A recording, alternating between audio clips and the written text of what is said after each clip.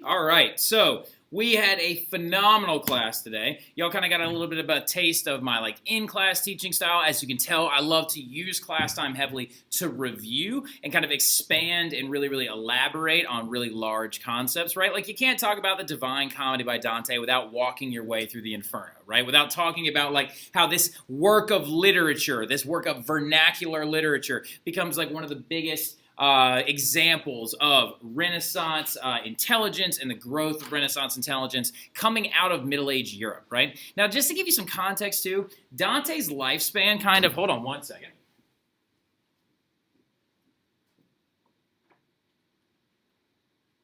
To give you some kind of context, sorry, I need to close that door. I'm in the chip chat room because there's a class in my room going on right now. But to give you some kind of context, Dante's lifespan, or the times he was active, we believe the Divine Comedy was done somewhere around 1320.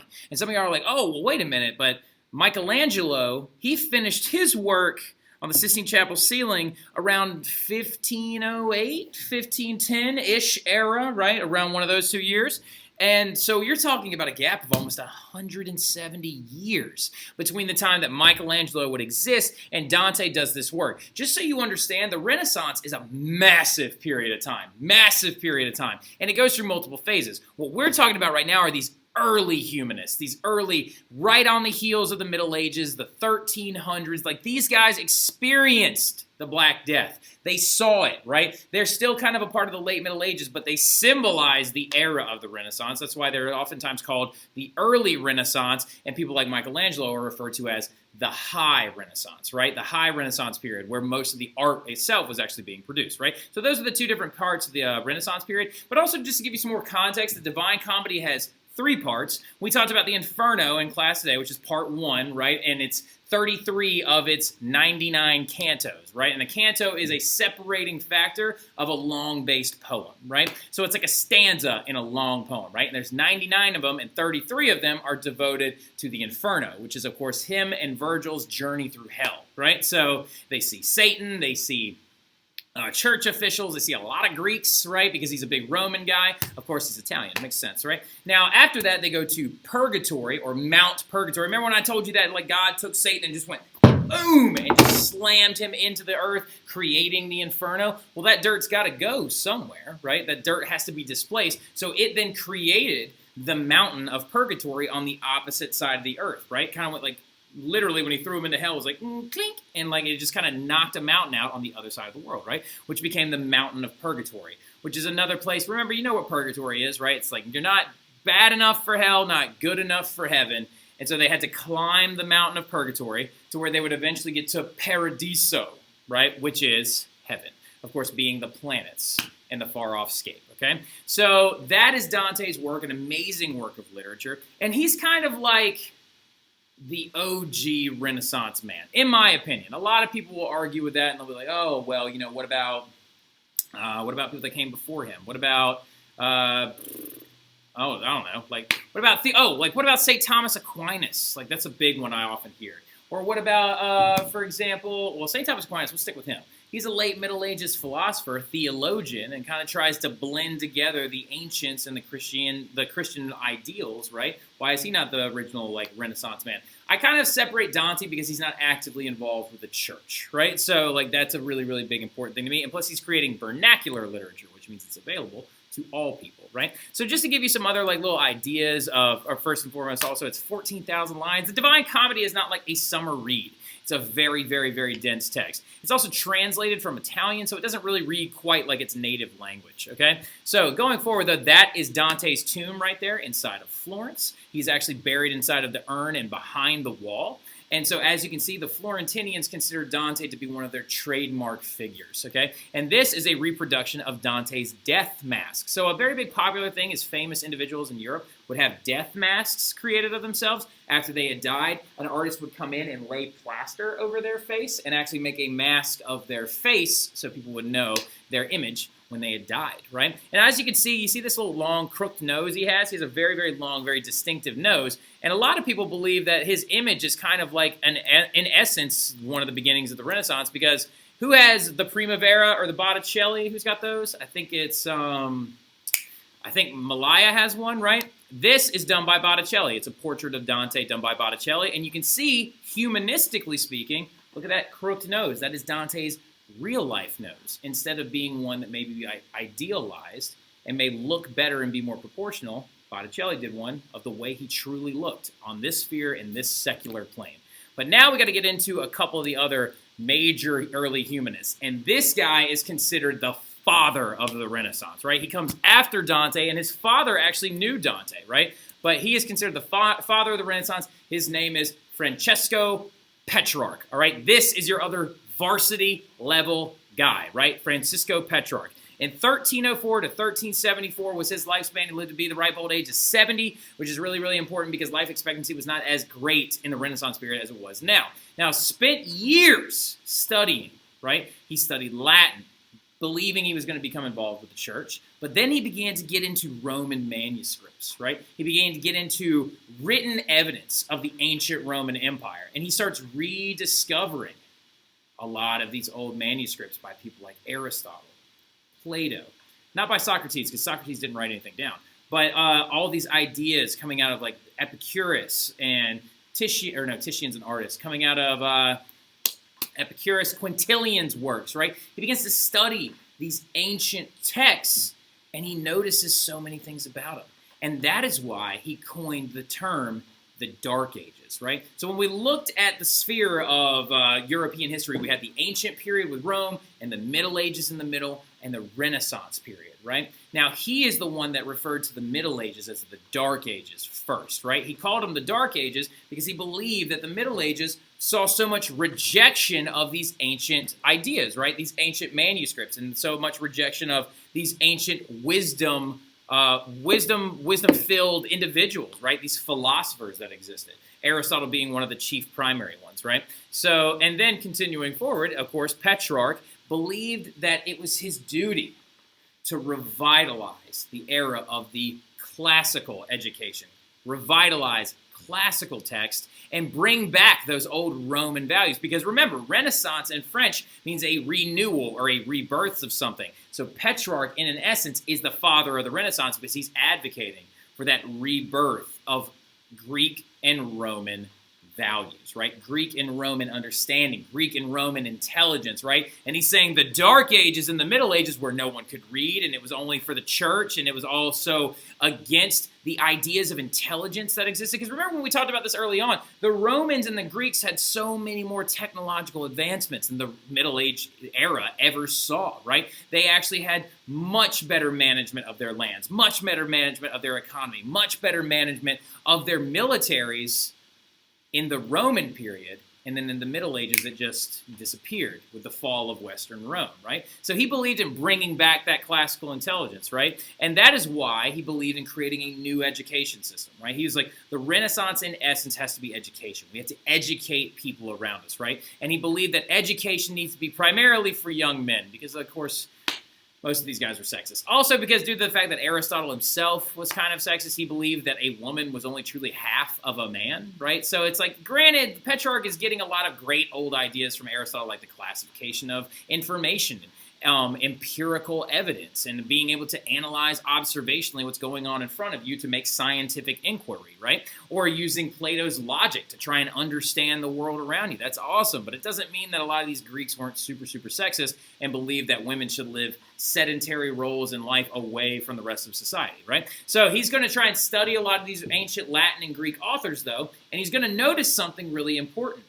Rhetoric, right? He's going to notice something that Dante was onto early on, this idea of writing with style, right? Rhetoric, right? Writing with a style, a flair, writing clearly, arguing effectively, and speaking persuasively. That is how the Romans, in an essence, did everything, right? The Romans, in an essence, if they wanted to try and gain support for political motivations, they had to speak and orate effectively, just like Quintilian showed them how to do. And also, you had to write clearly, just like Aristotle did himself, right? And you had to argue effectively, just like Plato used his logic, right, to argue effectively, except when he talked to Diogenes, which is a completely different thing.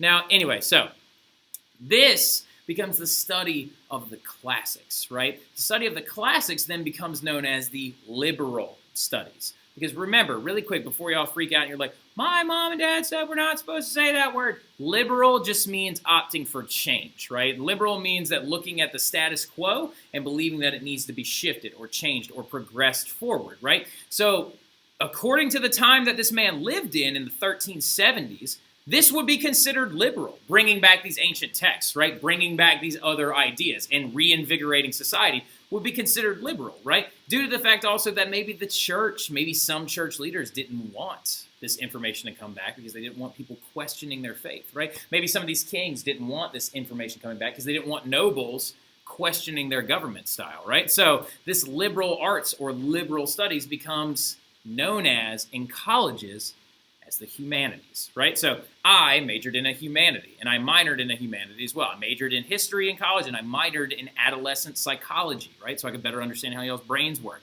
So that is a humanity, because I'm studying a humanist perspective, right? I'm trying to understand the world around me, not theoretical things that exist outside of me, right? So that is the humanities, the liberal arts, the liberal studies, right? Now we're getting into like all of our kind of JV level early humanists, right? We're going to talk about Ficino, Bruni, Alberti, Boccaccio, Mirandola, and Valla, all right? So these are going to be 6 humanists that represent kind of the trend that Petrarch and Dante started, right? So Dante starts this idea of vernacular literature, right? And creating new stories that people can actually access and read. And then Petrarch decides, you know what I'm going to do? I'm going to try and reinvigorate literal information from the Greeks and the Romans back into society, right? And these other guys below them are going to gravitate to this information, and they're going to start pushing it forward as well on their own, right? So with that, you have people like Boccaccio, right? Boccaccio is one of the Italian premier historians during the early Renaissance, right? These guys all follow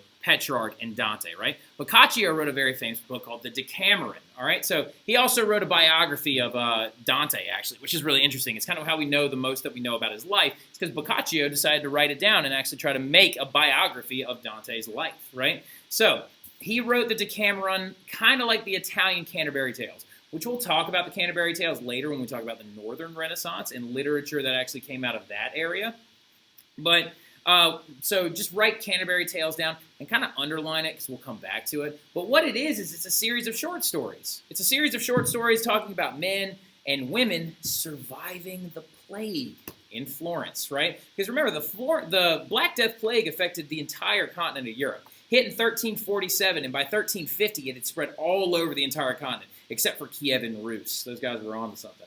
Now, the big thing, though, is he wrote stories chronicling people's experience in both factual and fictional ways throughout the plague in Florence, right? So this is another big example of literature becoming available for regular people. This is huge, right? And he also wrote on famous women, which is a big shift, big shift in a different direction, right? So also then you got this guy, Leonardo Bruni, who happened to be one of the bigger fans of Cicero himself, right? So Cicero, of course, is the guy that advocated for the return to a republican government. It was against the ruling style of Caesar, all right? Fun fact, actually, Brutus, when he stabbed, according to many Roman historians, when Brutus stabbed Caesar, he yelled out Cicero, right? Trying to say that we need to return to a republic instead of this guy trying to take over as almost an emperor, right? But he's an Italian historian, and he looks at Cicero's works in chronicalization, because Cicero actually famously said all you need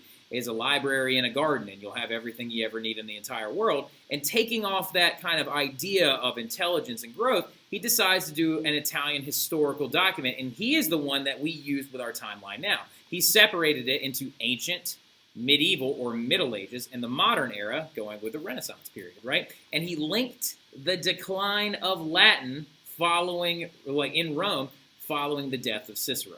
So he claims that when Cicero died, and Cicero also was executed, just so you know, in Rome, they cut his head off, and then they tied string around it, and they hung it off of the steps, the Senate steps in the Forum, right, in ancient Rome, to try and serve as like a big image of we're never going back to a republic. But he linked the decline of Rome to the evaporation of the republic itself, right? Claiming that Latin went down when the Republic died with Cicero, right? So that's why he says that, oh, the ancient period ends with the fall of Western Rome, and then you got the Middle Ages and the modern, right? Now, a lot of people would say, well, why didn't he acknowledge the Byzantinians? Why didn't he acknowledge them as being Roman? Well, we ask that a lot, right? Because mainly due to the fact that most Western Europeans don't want to admit to themselves that Rome still existed, right? Just it was further away. So Italians want to believe that, oh, well, Rome fell and they're not even Rome anymore. That's Byzantine. And they're like, well, we've been Rome this whole time. We speak Latin. And they're like, shut up. All right, so and they just get really upset about it, okay? Now, that's Leonardo Bruni, very important figure. This guy is Marsilio Ficino, right? Marsilio Ficino was a Florentine humanist as well. This guy's really important because he was patroned by the Medicis. That word patron is an important word that's going to keep coming up in the next few flips. Patron means paid for by, all right? So patron means they financed his works. He actually lived in the Medici's house for quite some time, and he knew Michelangelo. He actually tutored Michelangelo when Michelangelo was a young man, because Michelangelo also lived in the home of the Medicis for a certain amount of time as they were patroning some of his artworks, right? Now, big thing about Ficino, though, is he again links himself to a specific philosopher, and he tries to bring back Platonic philosophy, or as in the ideas of Plato, okay? So Marsilio Ficino tries to revive Plato's academy. Now, so you understand, in ancient Greece, in ancient Athens, Plato was considered a major philosopher because he started this thing known as the Platonic Academy, right? And the academy became a place where everybody could go and learn, right? Learning for the sake of learning and spreading of intelligence, right? And using logic to figure out life's problems and to try and understand the world around you, which is humanist in and of itself, in a nutshell. That's the entire movement of the Renaissance, right? And he tries to synthesize Plato's work with Christian theology, trying to figure out a way to take these two things and bring them together to make them more marketable to regular people, being like, no, this Greek is not necessarily a pagan. His ideas even go coinciding with Christianity because he's trying to legitimize a lot of their work, right? Because ironically enough, somebody like Dante might think Plato is nothing great because he was a Greek and they had multiple gods and stuff like that. And Marsilio Ficino is also one of our later humanists, right? He's going to start existing towards the back end of the 1400s, okay? Now, he starts bringing up a lot of different, don't write this down actually, okay? Do not write this down. That's shenanigans. It goes against everything else in this entire slide, okay? So we'll talk about that stuff later on though. This dude, very, very important though, this is Mirandola, also known as Pico Mirandola. Pico is his first name, P-I-C-O, and he's a Renaissance philosopher. Philosoph means philosopher, okay? Now, this guy's a really important figure mainly because of one of his works, okay? It's known as the 900 Theses. Now, what a thesis is a statement, right? A statement and or a question, okay? So, and he had a book that kind of created 900 examples and points about Christianity and how Christianity is less about God and is more about the man in this existence working towards his afterlife, right? Now, this is a big deal. This is all outlined in the Oration on the Dignity of Man, right? That is the preface to his book, The 900 Theses, right? Now, so the reason why I have the grilled cheeses here, right? That is the grilled cheeses that actually is apparently a book that has either the face of Mary or Christ on grilled into it, and the guy ended up selling it for several $1,000s on eBay. But he is advocating for free will. This is a really important idea. Pico Mirandola is advocating for free will down right over here. Pico Mirandola is advocating for the idea against this entire constricted, planned-out existence, saying that God and his effects on humans are more lighter touch than people might think. Because what would be the point of living if we didn't have free will, right? What would be the point of living if we didn't all make our own choices, right? If we weren't tempted by certain things or then also tempted by better things, right? And in his 900 Theses, he theorizes these ideas of, do we truly have free will? And he believes that you do. He believes that the world that exists here is a way to prove yourself and show your worth, and also that God necessarily isn't affecting you day to day. Now, this is going to make the church really mad, okay? And the impact is it becomes the very first book to ever be banned by the Catholic Church. So as you can tell with Mirandola, some of these guys are going to be making the church mad. Some of these guys are going to be making some popes very upset, right? So, then we got a couple other guys real quick. Wait, do I not have... Oh, wait, hold on. I got...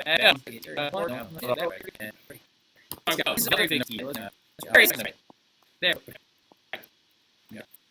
So a couple other figures we got to talk about. We got about two more, right? Maybe a little bit more on the back end. We might kind of introduce you to civic humanism a little bit before we actually get into this stuff tomorrow. Big things going forward, though. We have Leonardo Battista Alberti, or Leon Battista Alberti, as he's formerly known as, who is considered to be one of these premier examples of a Renaissance man, right? Alberti was a philosopher, mathematician, artist, author, but primarily an architect by trade.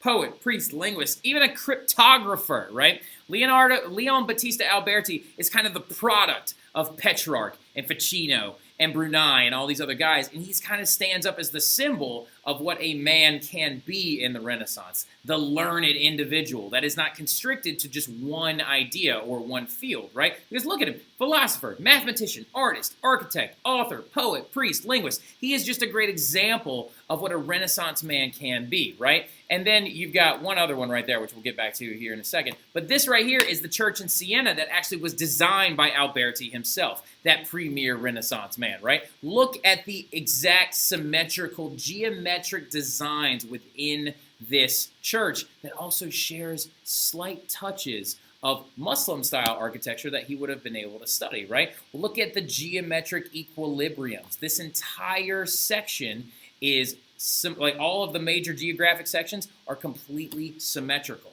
with geometric designs that can be folded in on top of each other, right? And this is a big deal, right? Because this guy is showing the blending of all of the intelligence that the Renaissance has to offer into just one building, right? And now we have one other guy to talk about, and his name is Lorenzo Valla, right? And Lorenzo Valla is a very early humanist as well, and Lorenzo Valla is the guy that realizes of looking back into history and realizing something's fake. Do you remember the document that was given to the Pope, right, by Constantine himself, saying the church was the authority of the former Western Rome? Yeah, that document was called the Donation of Constantine. Lorenzo Valla discovered that that document was a forgery, that Constantine himself never wrote it, that it was actually wrote several hundred years after he had died, and that actually the authority of the church was all based on a piece of paper that wasn't even real. Not real like it existed, but like wasn't even necessarily a real thing, right? That Constantine never gave any kind of authority to a pope over a king. And what do popes base their papal suprematic power off of? That donation of Constantine, right? Papal supremacy, that idea that a pope says that, oh, I have more authority than kings because I'm in charge of your soul. Look at the donation of Constantine. I was given this authority by the former emperor, right? So this guy starts making waves through the water because Lorenzo Valla says, no, that bad boy is fake, all right? It is not real. It is not relevant, okay? So we are going to stop right there, okay? And I'm going to go ahead and let you guys take those notes, and we'll review these guys tomorrow. We won't spend as much time reviewing tomorrow. We'll kind of dive a little bit deeper, get a little bit more intensely into some of these other concepts. We're going to talk about Machiavelli, talk about Baldassare Castiglione. We're going to talk about a lot of these different guys, and if we have some time, we're actually going to play a review game as well. But I'll see you guys then, all right? Y'all have a good one.